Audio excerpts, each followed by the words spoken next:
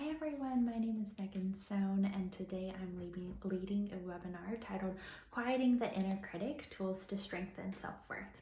So I first want to talk about what is the inner critic. The inner critic is essentially that voice inside your head that criticizes or blames or speaks really harshly to you.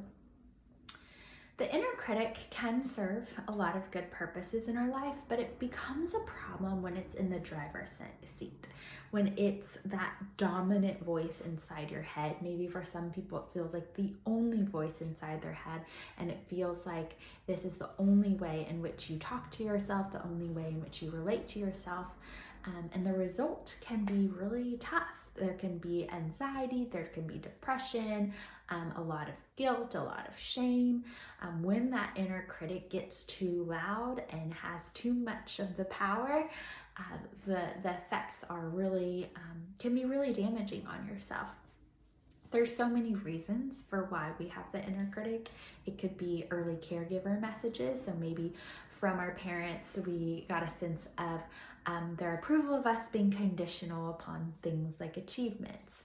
Or maybe we witnessed in them really loud and harsh inner critics towards themselves. Maybe it can be certain environments. If you were in a really high pressure work environment or a high pressure school environment, I think that can foster an inner critic. It can be so many other things. And one more example that comes to mind is it can be a trauma response. Maybe you've experienced something like bullying or other traumatic things, and so your inner critic becomes a sort of protective mechanism of, hey, I'm gonna beat myself up first so that I get out in front of it in case someone else does that to me, and maybe it'll hurt less if I've already said it to myself. So today we're going to talk about a couple of different things in terms of how to deal with our inner critic. I think the first is really understanding what our inner critic is like, and so kind of thinking about, what does your inner critic sound like? What are some of the things that it says to you, and how does that make you feel? And then I want to move into thinking about, how do we address the inner critic?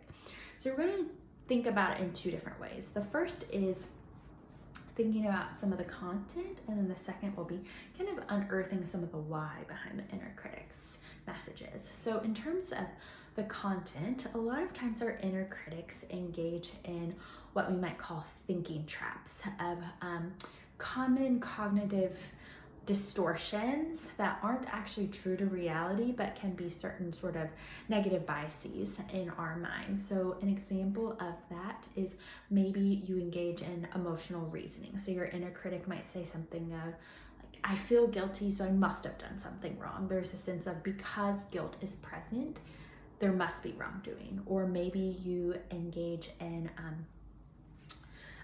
there's sort of like a negative filter where you only notice the negative things and you don't notice anything positive about yourself. So your inner critic only picks out the things that are wrong. So you want to be attuned to what some of those thinking traps might be that your inner critic engages in, and find an alternate way of challenging it. So if your inner critic only hones in on the negative, maybe you intentionally take some time to carve out, well, what are some of the positives here? What are some things I'm doing well? What are some of my strengths? Is there a different way of looking at the situation that doesn't put all this blame and criticism on me? So that's sort of addressing the content. And then I think we really want to get to the why behind the inner critic's message. Of our inner critic, despite it often hurting us, it's trying to help us in a way. Often our inner critic is trying to protect something. Maybe it's trying to protect our self-worth. Maybe it's trying to protect us from social rejection or disapproval. And so our inner critic's really trying. And so if you just tell your inner critic, hey, shut up, it's not necessarily going to work, and it actually might get louder and more stressed. And so what I encourage you to do is actually write out a dialogue, or you can imagine it in your mind between you and your inner critic, and ask your inner critic questions of, hey, can you share more about why you're telling me I'm not good enough? Why you're telling me I should have done better? What's behind that? What are you trying to protect? What sort of outcome are you trying to get? What feels important about this? And then you might find other ways of getting your inner critic to calm down during this dialogue, telling your inner critic things like, hey, actually, even though you're trying to accomplish these things, the result is I actually just feel bad about myself. Maybe I feel paralyzed from doing anything. Share about some of the impact of how, hey, your messaging actually isn't translating to maybe what you want it to.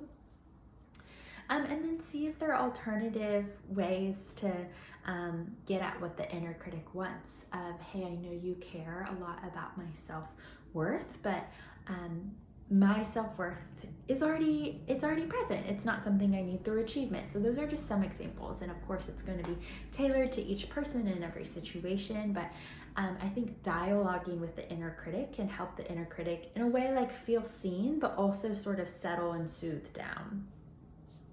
The final thing towards addressing our inner critic and managing it is getting your brain and your body to settle down. And so this can look different for every person, but I encourage you to engage in grounding exercises. So for some that might be deep breathing, others yoga, some practice maybe if you've done with me and some of our webinars before, peaceful place, light stream, those are just some examples, and you can find tons online, but I think doing something to engage our body and our brains to really settle it down, that can also help the inner critic, because often the inner critic is experienced as a form of anxiety, and so finding a bodily practice that helps ground you can be really helpful in getting your inner critic to relax.